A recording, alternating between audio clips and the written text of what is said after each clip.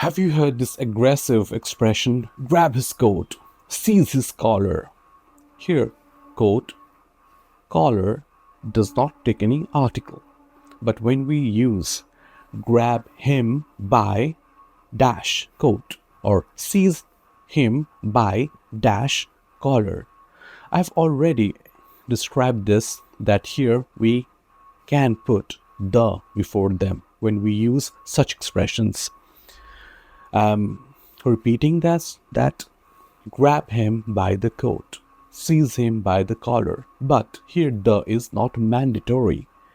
Here we can also say grab him by his coat, seize him by his collar. So when you're holding a person by using the attire the person is wearing, we can use either the or no article at all, rather a possessive pronoun like grab him by his coat, seize him by his collar.